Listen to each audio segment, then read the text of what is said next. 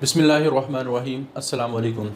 Dear student, आज का जो हमारा टॉपिक है उसमें हमने ट्रांसजेनिक प्लांट का अगला हिस्सा डिस्कस करना है। लास्ट लेक्चर में हमने डिस्कस किया था कि ट्रांसजेनिक प्लांट क्या होते हैं। उसके बाद हमने डिस्कस किया था कि ट्रांसजेनिक प्लांट को बनाया कैसे जाता है, और फिर हमने ट्रांसजेनिक प्लांट की कुछ एप्लीकेशन को डिस्कस किया था कि फ़ूड प्रोडक्शन को ट्रांसजेनिक प्लांट के ज़रिए से कैसे बढ़ाया जा सकता है। अच्छा, सबसे पहले इस पार्ट के अंदर हम थोड़ा सा डिस्कस करेंगे ग्रीन रेवोल्यूशन क्या है। आज से तकरीबन 1960s की जो एरा था उसके अंदर एक टेक्निक डेवलप हुई जिसका नाम था हाइब्रिडाइजेशन, या इसको हम सिलेक्टिव ब्रीडिंग भी कह सकते हैं। हाइब्रिडाइजेशन में क्या होता था कि दो मुख्तलिफ करैक्टरिस्टिक रखने वाले प्लांट उनको आपस में रिप्रोड्यूस करवाया जाता था, और आने वाले जनरेशन में जो प्लांट की करैक्टरिस्टिक थी वो दोनों प्लांट से आती थी। जैसे मैं कहता हूँ कि हमारे पास दो प्लांट है, ए और बी।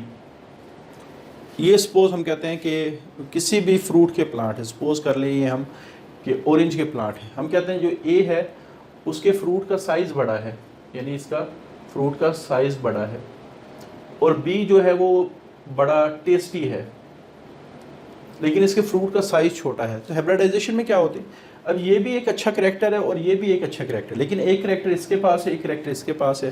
तो हाइब्रिडाइजेशन में क्या होता था कि इन दोनों प्लांट को मिला के एक ऐसा ऑफस्प्रिंग प्रोड्यूस करवा लिया जाता था जिसके पास दोनों करैक्टर हों, यानी इससे करैक्टर प्लांट के अंदर करैक्टरिस्टिक इम्प्रूव होती थी, बेहतर से बेहतर होती थी। ठीक है, और जाहिर बात अगर करैक्टरिस्टिक बेहतर होंगी तो उससे बेनिफिट्स भी ज़्यादा मिलेंगे। तो जब ये इस तरह की टेक्निक डेवलप हुई तो इसको कहा गया ये ग्रीन रेवोल्यूशन आ गया है कि अब शायद दुनिया के अंदर खुराक की कमी ना हो। लेकिन कुछ अरसे बाद जो मेडिकल फैसिलिटीज़ वो इतना इम्प्रूव हुई कि डेथ रेट कम हो गया, जिसकी वजह से बर्थ रेट बढ़ गया, और जब बर्थ रेट बढ़ेगा डेथ रेट कम होगा तो ऑटोमेटिकली जो आबादी है दुनिया की तेज़ी से बढ़ना शुरू हुई।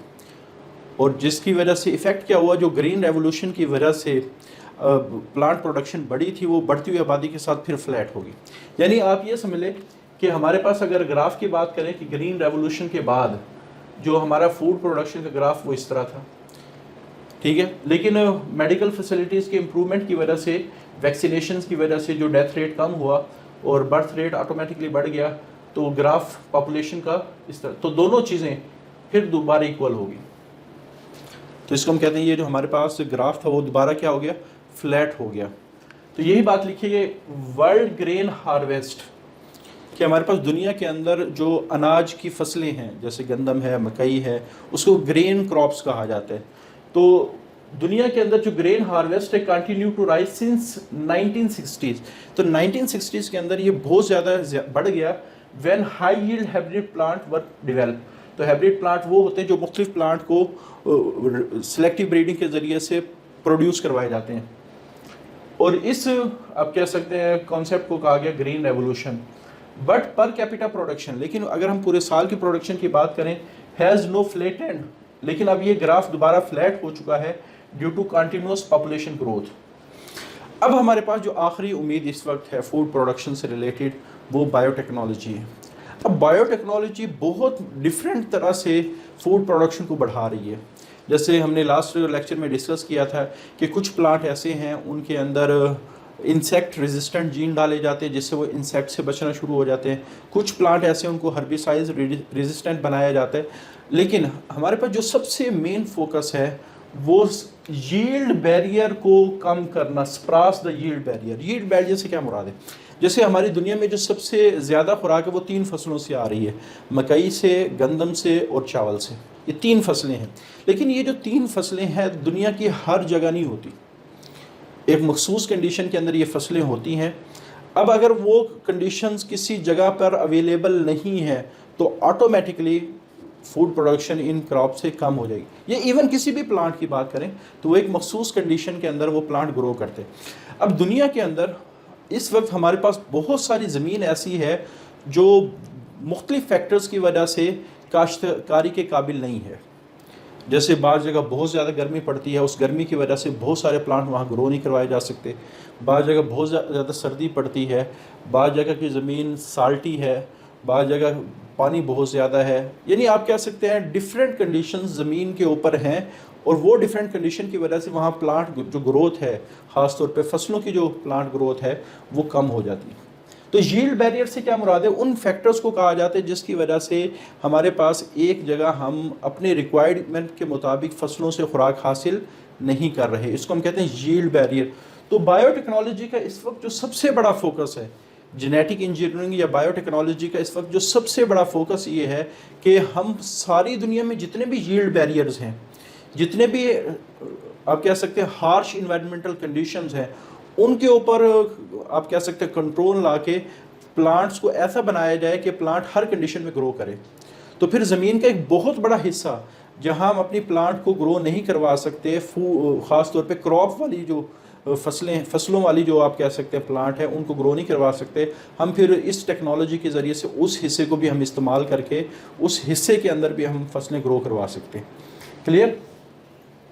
तो आखिरी जो हमारी इस वक्त उम्मीद है वो जेनेटिक इंजीनियरिंग है, जिसकी वजह से फार्मर को इस काबिल बनाया गया कि वो प्लांट को ऐसा बनाए कि वो यील्ड बैरियर के होते हुए भी प्लांट को ग्रो करवा सकते हैं। यील्ड बैरियर मैंने बता दिया कि क्या होते हैं। अच्छा, जैसे आपकी बुक में एक एग्जांपल दी गई है, suppose hot and dry condition. अच्छा, हॉट एंड ड्राई कंडीशन में प्रॉब्लम क्या क्या आते हैं? पहले प्रॉब्लम को डिस्कस कर लेते हैं। सबसे पहला प्रॉब्लम ये होता है कि हॉट एंड ड्राई कंडीशन में एवोपरेशन ज़्यादा होती है। अब जब एवोपरेशन ज़्यादा होगी तो प्लांट क्या करेगा? उस एवोपरेशन को रोकने के लिए अपने स्टोमेटा को क्लोज करेगा। लेकिन स्टोमेटा यानी प्रॉब्लम मैं लिख देता हूँ कि सबसे पहला प्रॉब्लम है कि एवोपरेशन ज़्यादा हो गई। इस एवोपरेशन को ज़्यादा करने के यानी कम करने के लिए स्टोमेटा क्लोज हो गए, और स्टोमेटा क्लोज होंगे तो क्योंकि स्टोमेटा के क्लोज होने से एक प्रॉब्लम तो सॉल्व हो जाएगा, लेकिन स्टोमेटा अगर दिन के वक्त क्लोज हों तो दूसरा प्रॉब्लम ये होगा कि इनटेक ऑफ जो CO2 है, CO2 का जो प्लांट के अंदर वो कम हो जाएगा। अच्छा, कुछ चीज़ें आप लोगों को फर्स्ट ईयर के सिलेबस से भी थोड़ा सा जहन में होनी चाहिए। फर्स्ट ईयर में आप लोगों ने चैप्टर नंबर 11 के अंदर एक साइकिल पढ़ा था C3 पाथवे, जिसका दूसरा नाम केल्विन साइकिल था, और या उसको हम डार्क रिएक्शन भी कह सकते हैं। इसी तरह चैप्टर नंबर 13 के अंदर आप लोगों ने एक कॉन्सेप्ट पढ़ा फोटो रेस्पिरेशन। तो बुनियादी तौर पे होता क्या है, हमारे पास प्लांट के अंदर नॉर्मली C3 पाथवे होते हैं, C3 पाथवे होते हैं, जिससे कार्बन डाइऑक्साइड को ग्लूकोज में कन्वर्ट किया जा रहा होता है, या इसको डार्क रिएक्शन भी कह दें, केल्विन साइकिल भी कह दें। अच्छा, साइंटिस्ट की कोशिश है कि इस टोमेटो को इस तरह मॉडिफाई किया जाए कि वो ज़्यादा से ज़्यादा CO2 को अपटेक करे और वाटर लॉस कम से कम करे। ठीक है, यानी कोई इस टोमेटो के अंदर इस तरह की चेंजेस लेके आई जा रही हैं कि CO2 का अपटेक ज़्यादा से ज़्यादा हो, और यानी ये दोनों प्रॉब्लम आप कह सकते हैं इस टोमेटो मॉडिफिकेशन से सॉल्व हो सकते हैं। दूसरी चीज़, जब स्टोमेटा क्लोज होगा और कार्बन डाइऑक्साइड प्लांट में कम जाएगी, इसका प्रॉब्लम क्या होता है? आप लोगों ने फर्स्ट ईयर में एक एंजाइम पढ़ा था जिसका नाम है रुबिस्को। नॉर्मली रुबिस्को क्या करता है कि इन्वायरमेंट से CO2 को पकड़ता है, और ऑलरेडी हमारे पास प्लांट के अंदर एक कंपाउंड पड़ा होता है राइबोलोज बिसफॉस्फेट, इसके साथ ऐड करके एक 3 कार्बन कंपाउंड के 2 मॉलिक्यूल बनाता है जिसका नाम था फास्फोग्लाइसेरिक एसिड। ये आप लोगों को फर्स्ट ईयर से बात समझ में आ जाएगी। एक थोड़ा सा आप जाके इस साइकिल को पढ़ेंगे तो आपकी एक रिवीजन भी हो जाएगी और दूसरा इस बात को समझना आसान हो जाएगी। तो ये हमारे पास C3 पाथवे में जो पहली प्रोडक्ट, वो चूँकि 3 कार्बन थी, इस वजह से इसका नाम क्या रखा गया था? C3 pathway. ये काम रुबिस्को ने परफॉर्म किया है, और आगे फर्दर जाके G3P का मालिक्यूल बनेगा, फिर उसको आपस में ऐड करवा के काफ़ी सारे G3 के मालिक्यूल, ग्लूकोज, फ्रक्टोज, ये सारे कार्बोहाइड्रेट उस G3P के मालिक्यूल से बनाए जाते हैं। अच्छा, लेकिन प्रॉब्लम क्या होता है? जब स्टोमेटा क्लोज हो जाते हैं, CO2 का लेवल कम, तो प्लांट में केल्विन साइकिल के अपोजिट एक साइकिल स्टार्ट होता है जिसका नाम है फोटो रेस्पिरेशन। फोटो रेस्पिरेशन में क्या होता है कि ये जो रुबिस्को एंजाइम है, रुबिस्को जो एंजाइम है वो RuBP के साथ ऑक्सीजन ऐड कर देते हैं। ठीक है, और इसकी जो फाइनल प्रोडक्ट थी वो हमारे पास सीरीन और CO2 बनती है। लेकिन फर्स्ट ईयर की बुक में यही बात है कि अगर प्लांट में फोटो रेस्पिरेशन स्टार्ट हो जाए तो 25% फूड प्रोडक्शन कम हो जाती है। अब ये हमारा 25%, ये बहुत बड़ा लॉस है।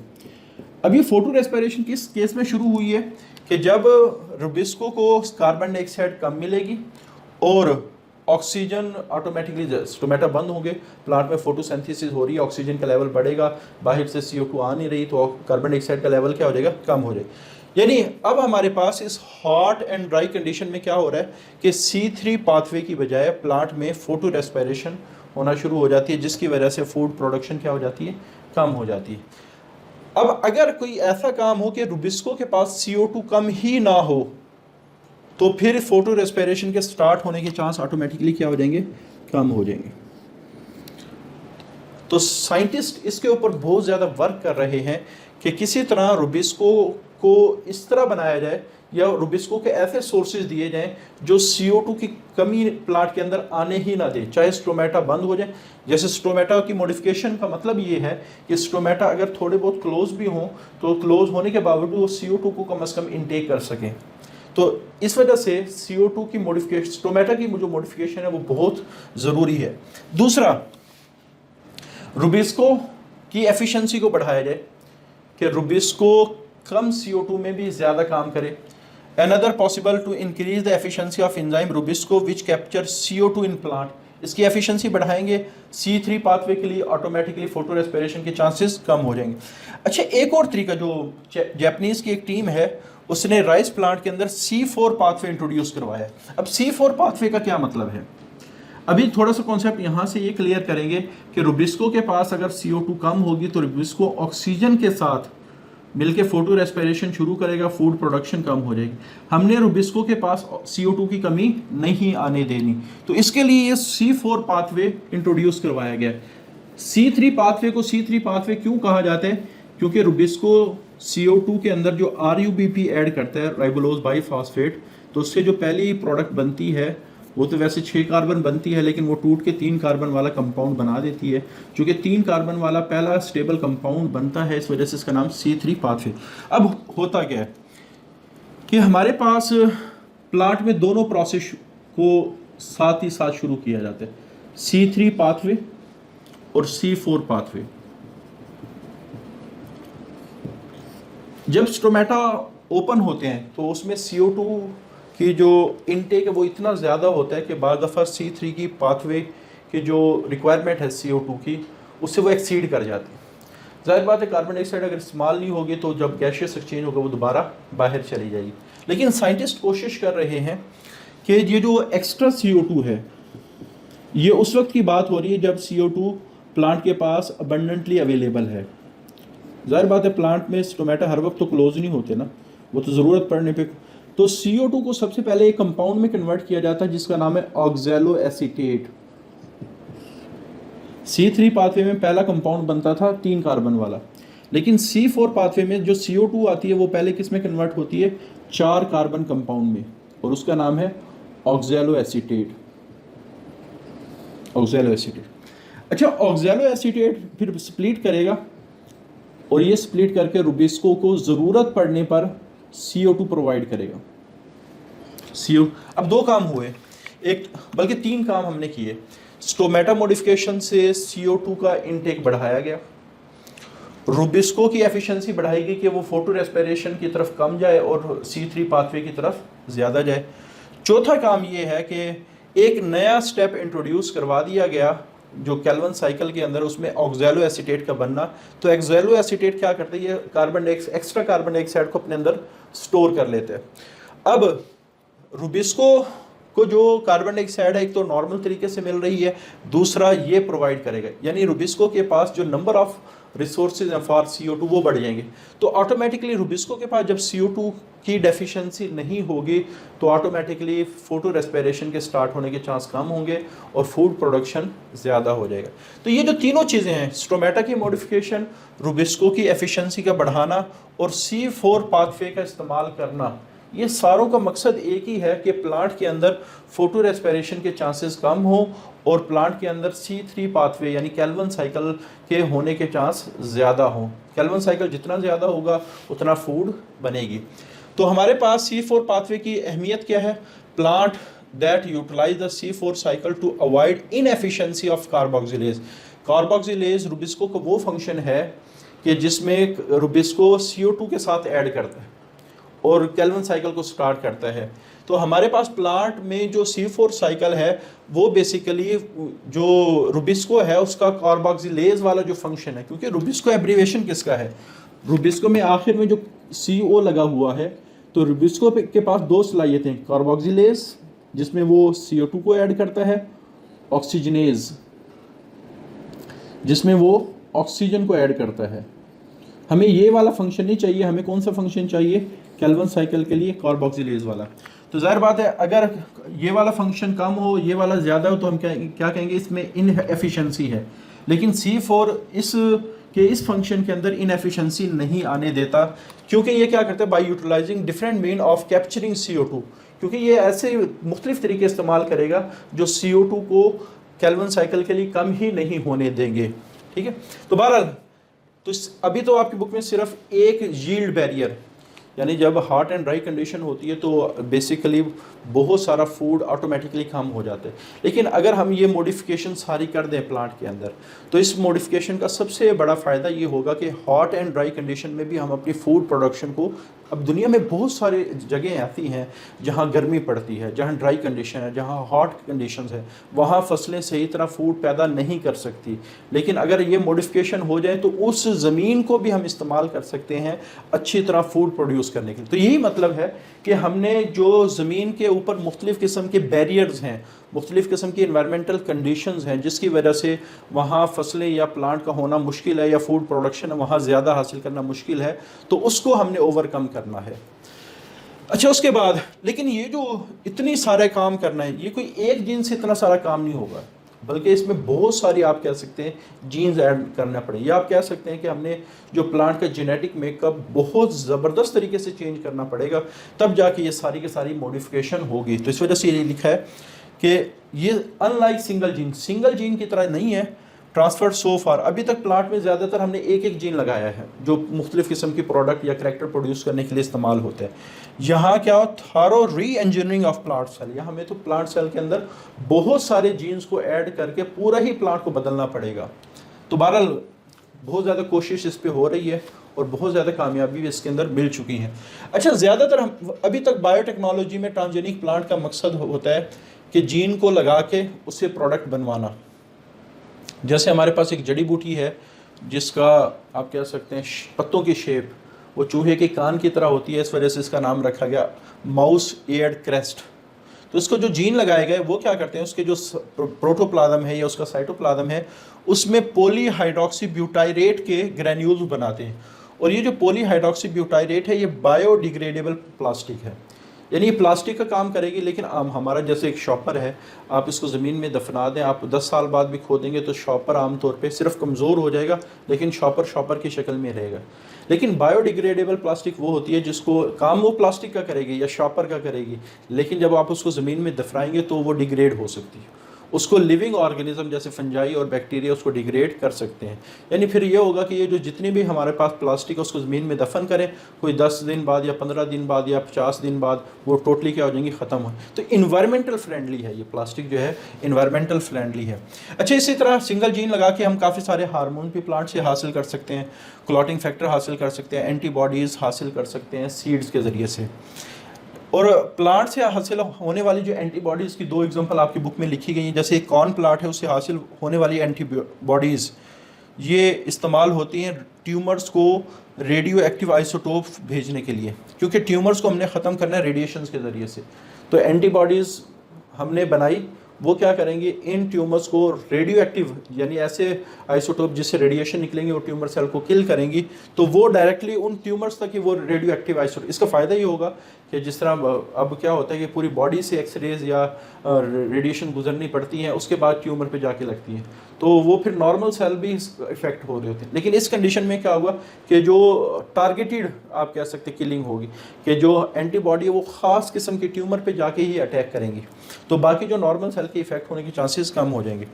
इसी तरह सोयाबीन से हासिल होने वाली जो मेडिसिन है वो जेनिटल हर्पीज़, ये आपको पता है सेक्सुअली ट्रांसमिटेड डिजीज़ है, चैप्टर नंबर 18 में भी इसको डिस्कस किया गया। अच्छा, प्लांट से हासिल होने वाली एंटीबॉडी इनएक्सपेंसिव है, क्योंकि हमें हमारा सिर्फ एक दफ़ा खर्चा हुआ, बाकी सारी ज़िंदगी ये प्रोड्यूस होती रहेंगी। दूसरा, ये आमतौर पे कॉन्टेमिनेटेड नहीं होती, जैसे मशीनरी वगैरह को तो आप बहुत ज़्यादा स्टेराइल करना पड़ता है, उसकी स्टेलाइजेशन करनी पड़ती है, तब वो कॉन्टेमिनेशन से पाक होती है, उसमें एक्सपेंस बढ़ जाते हैं। और प्लांट से हासिल होने वाली जो एंटीबॉडीज़ है वो आहिस्ता आहिस्ता, क्लिनिकल ट्रायल का मतलब ये होता है कि किसी भी मेडिसिन को आजमाना, पहले उसका एनिमल पे एक्सपेरिमेंट किया जाता है, फिर उसका वॉलंटियर्स ह्यूमंस पे, यानी जो अपनी मर्ज़ी से पेश करते हैं उस पर एक्सपेरिमेंट किए जाते हैं, फिर कुछ डिजीज़ पर्सन को उठा के उस पर एक्सपेरिमेंट किए जाते हैं। जब सारे एक्सपेरिमेंट कामयाब होते हैं फिर उसके बाद फिर उसको मार्केट में लॉन्च किया जाता है और फिर एंड पे उसकी सुपरविजन की जाती है। तो ये जो सारी स्टेजेस हैं ये क्लिनिकल ट्रायल्स के स्टेजेस हैं। फिर जाके जब ये सारी स्टेजेस में जो मेडिसिन है या कोई भी ड्रग है या कोई भी केमिकल है वो कामयाब रहता है, फिर उसको आम तौर पे लॉन्च कर दिया जाता है फॉर सारे के सारे पेशेंट्स के लिए। तो ये हमारे पास आज का टॉपिक है, एक थोड़ा सा कंसेप्चुअल टॉपिक था, लेकिन मैं अगेन कहता हूँ कि इस टॉपिक को थोड़ा सा समझने से पहले ना, आप लोग जो फर्स्ट ईयर में केल्विन साइकिल और फोटो रेस्पिरेशन है उसको आप थोड़ा सा पढ़ लें, ताकि आपको ना ये जो चीज़ें हैं, रुबिस्को क्या है, इसी तरह C3 पाथवे है, ये आपको रिकॉल हो जाए और फिर आपको ये बात समझना क्या हो जाएगी, आसान होगी। तो इंशाल्लाह अगले लेक्चर में हम शुरू करेंगे ट्रांसजेनिक एनिमल। आज के लिए इतना ही, अल्लाह हाफिज़।